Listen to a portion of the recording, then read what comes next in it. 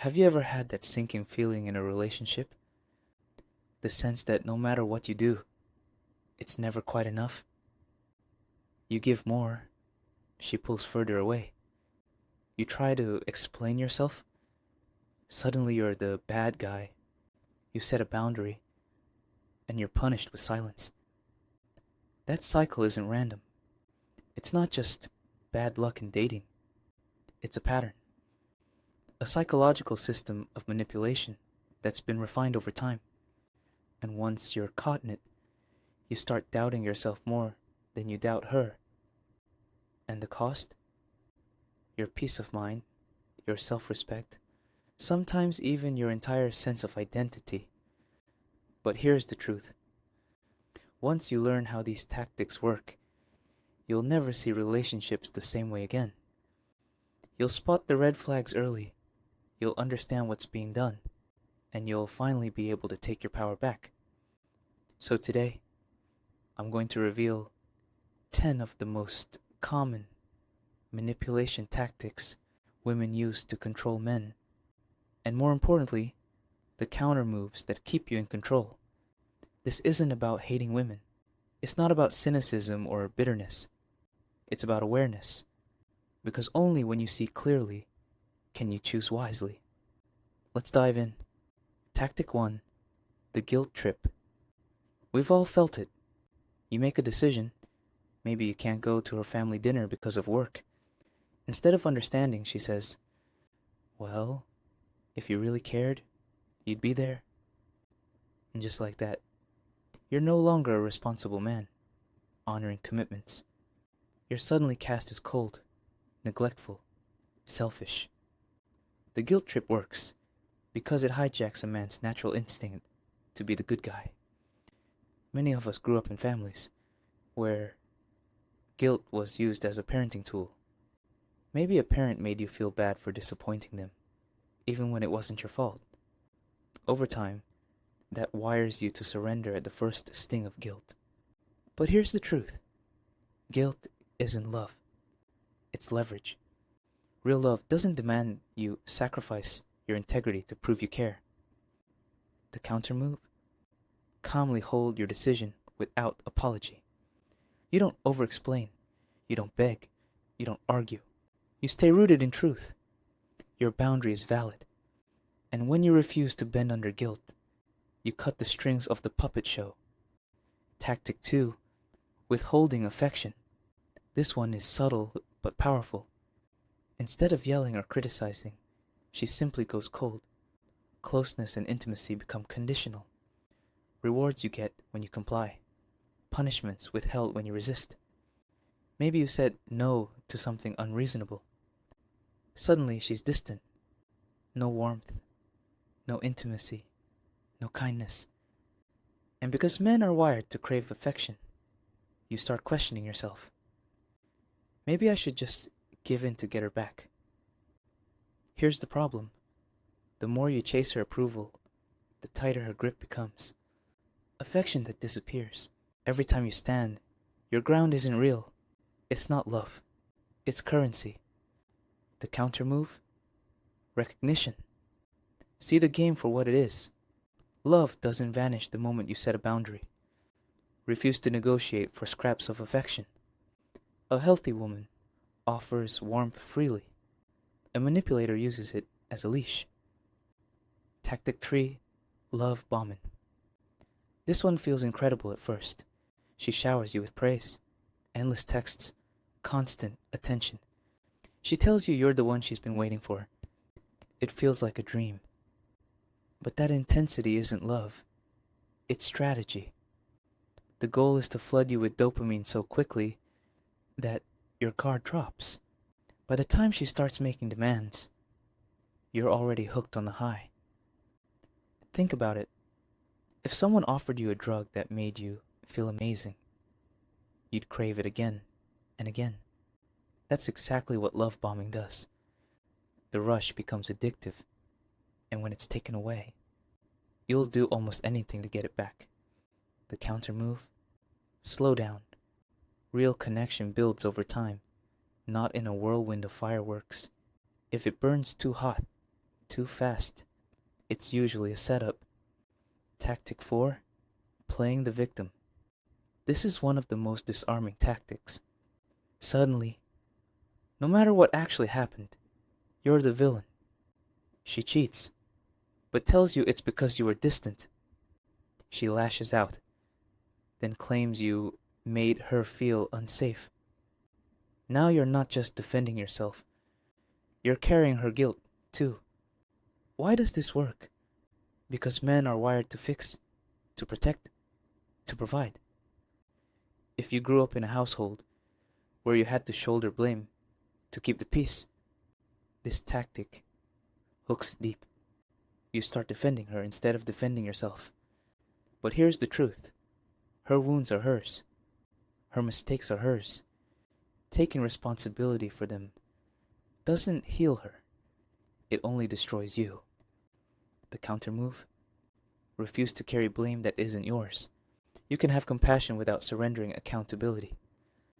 Tactic 5. Drama and rage. When guilt doesn't work, when victimhood fails, drama steps in. Shouting, crying, chaos. Here's how it plays out. You bring up a concern, maybe about respect or boundaries. Before you can finish, she explodes. The conversation is hijacked.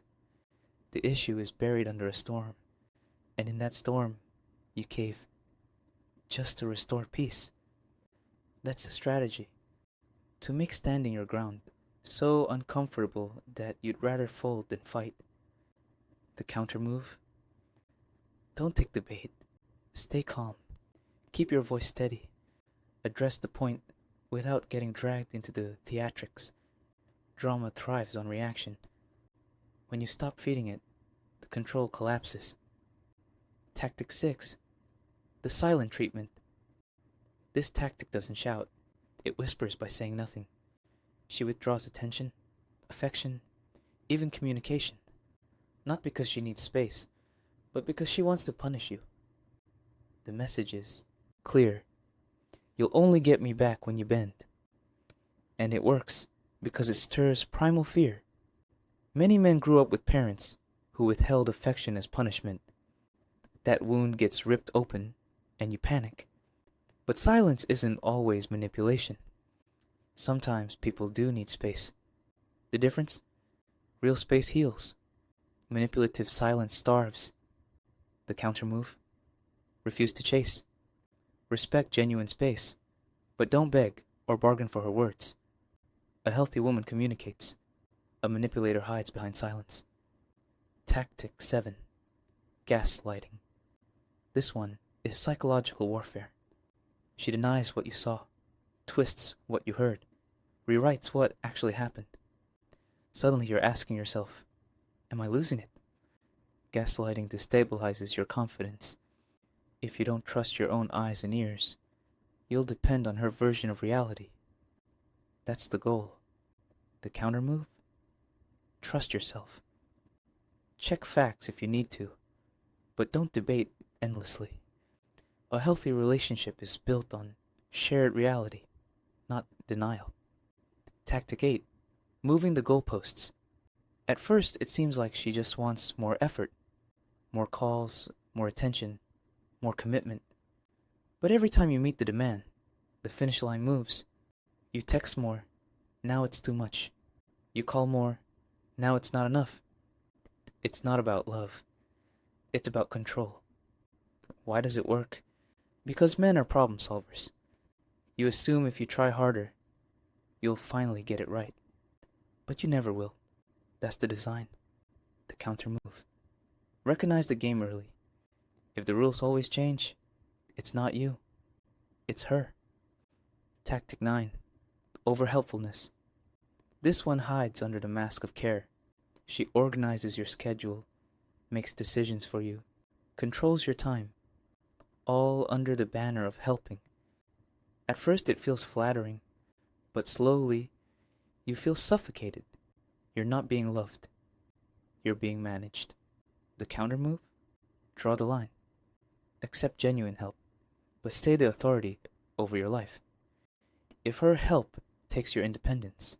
It's not love, it's control. Tactic 10. Jealousy games. The oldest tactic of them all. She flirts with other men, praises her ex, casually mentions how attractive someone else is. It's bait. The goal is to spark insecurity, so you scramble for her validation. Why does it work? Because jealousy is primal. If you were ever compared to siblings growing up, or forced to compete for affection, this tactic hits hard. The counter move? Don't play. Recognize it for what it is. A mature partner doesn't need to ignite jealousy to feel secure. Now here's what you need to understand.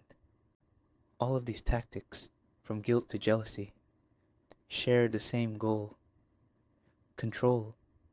And the men who fall hardest aren't weak. They're blind. Blind to the patterns, blind to their conditioning, blind to the subtle shifts that turn love into leverage. You don't win this game by trying harder. You don't beat guilt with more apologies. You don't beat drama with louder shouting. You win by refusing to play. That means seeing the tactic, naming it, and holding your ground. And here's the most important truth. Not every woman who uses these behaviors is doing it consciously. Often, these patterns come from her own wounds, her own upbringing. But her pain doesn't excuse your loss of self. You can have compassion without surrender. You can understand without submitting. At the end of the day, it all comes down to one decision. Do you want to be the man who spends his life chasing approval, bending under guilt, drowning in drama? Or do you want to be the man who respects himself first, who sets boundaries, who holds firm, who walks away when love becomes control? Because the right woman will meet you in strength.